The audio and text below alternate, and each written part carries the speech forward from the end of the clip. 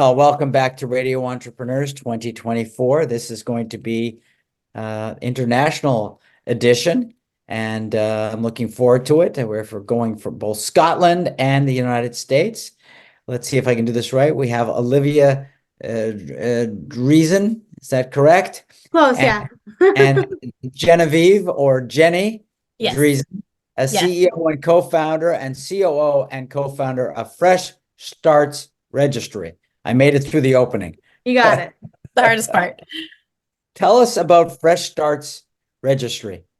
Yeah, so Fresh Starts Registry is the first and only platform on the internet for everything that you need to begin again, both the experts that you need to help support you and the items that you need. So we're the first ever registry, just like a wedding and baby registry, for any life change. So we have people who come over to make registries for divorce, job change, job loss, death of a loved one, if you're moving, if you are graduating a big degree. So we like to kind of think of ourselves as the life registry for everything else.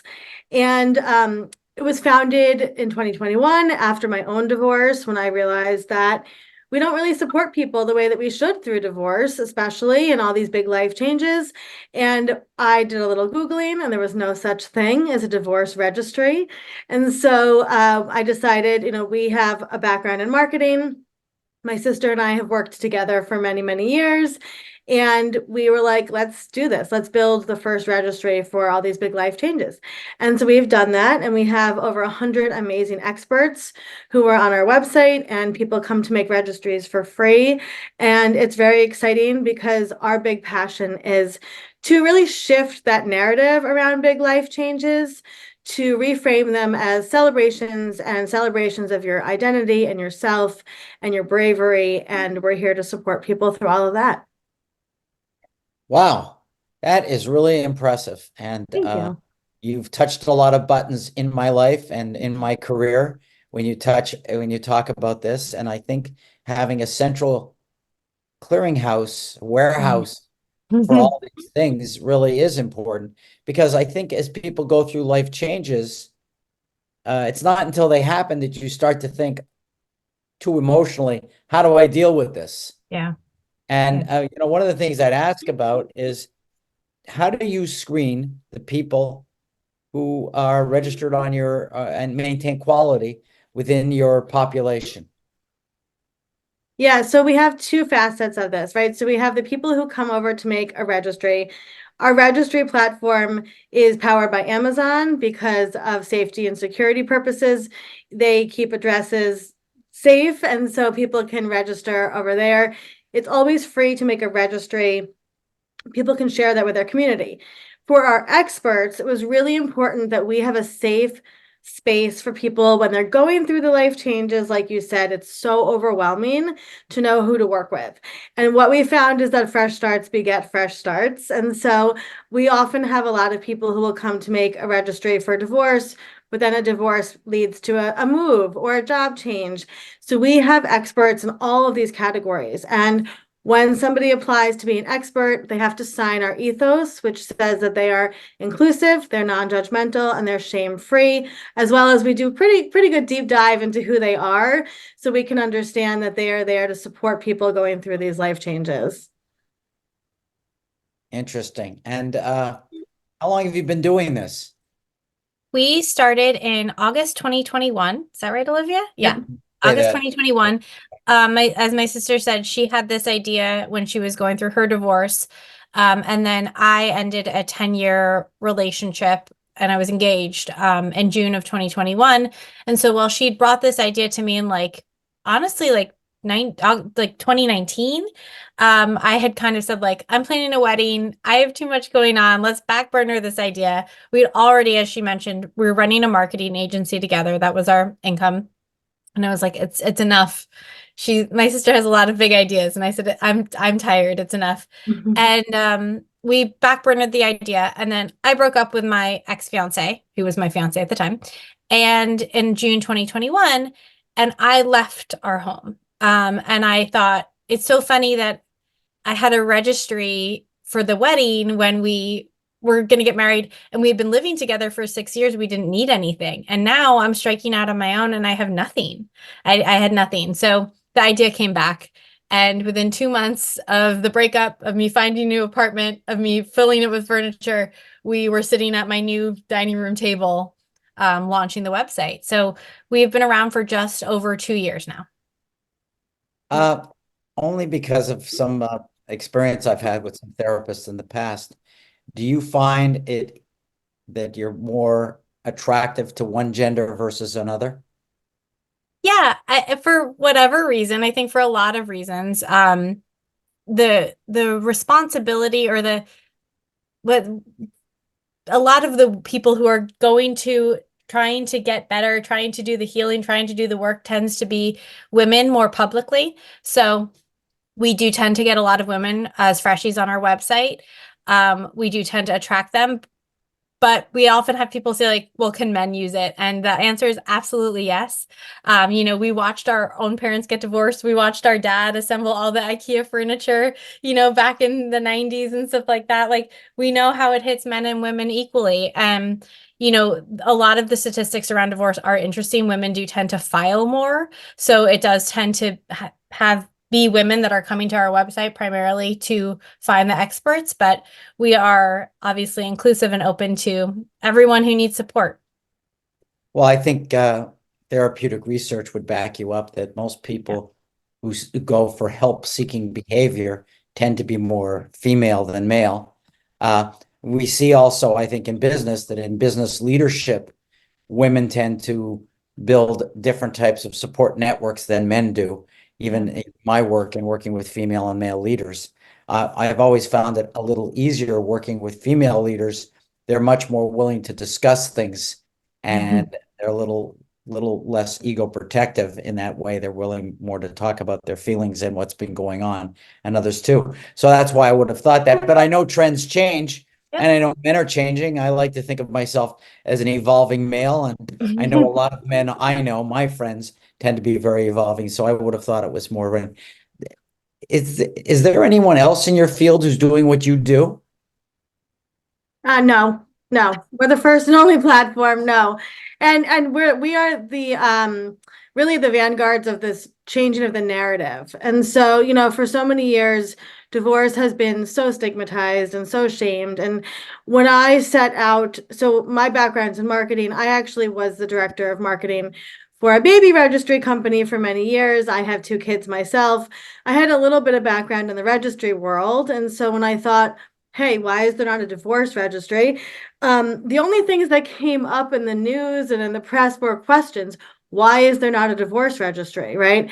And so the really interesting thing that's happened is we were in New York Magazine about a year ago, a full feature about the divorce registry and what we're doing. And we had some really interesting comments. A lot of people were really negative about it, and a lot of people were really positive. But what is really interesting is that from a public perspective, we've seen the narrative really shift over the last year about supporting people through divorce. And that's all because of the work we're doing. I'm very open in talking about my divorce process.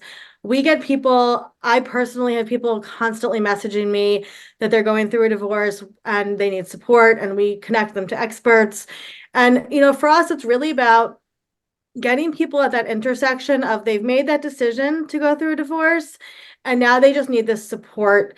And we firmly believe at Fresh Starts, when you can support people through big life changes, it completely changes their life, right? So even if it's something as little as buying your friend a shower curtain or a new toothbrush holder, that demonstrates to them that you support them, that you believe in their decisions, and that you respect their decisions. And it just bolsters their empowerment as they make those big life changes. Well, as you know, relationships are tough and they take a lot of work and conscious work. Now here you are, sisters living on 2 different continents. I'm not even sure you're in a continent. Yeah. Scott, how about your relationship? Has this business helped your relationship, or has it put new efforts into it? I love this question. It's a great question. Olivia and I was going to say when she was speaking, this gets to it. We not only have each other, but we also have 2 younger siblings who are wonderful support. And we've always been there for each other in these moments to, do the little things. After her divorce, I came over and installed a security system and stuff like that, and called divorce attorneys for her, and she's called therapists for me. And we wanted to give that sister relationship to everybody. That was like part of why we wanted to start Fresh Starts, was to take the overwhelm out of everybody else's life, like we take it out of each other's. And I think that Olivia and I tend to be really good. She went to college when she was 18 and I was 16, and we had to figure out how our relationship worked then. We went from sharing a bedroom to now she's in New Jersey, which is not that far from New York, but it was far away at the time. And we learned how to be sisters on the phone and over text. And I don't really think my brain understands that she's not in the room if we're on Zoom together. So we spend a lot of time on Zoom together.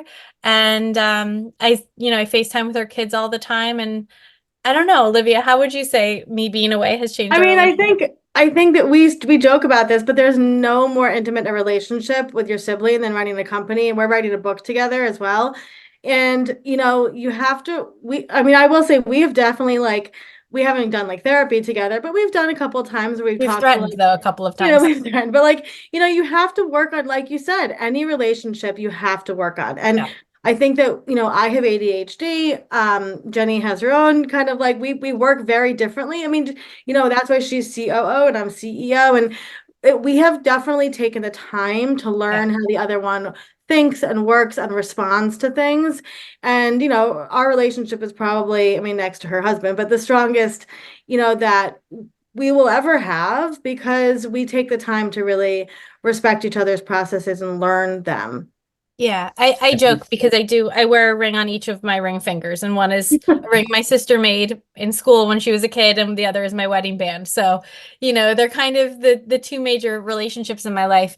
And I think that it's still, I'll say, I'll think of something to say, and recently, back when I was home in the States, something broke, and Olivia was kind of standing over me nervously, and I was trying to fix it.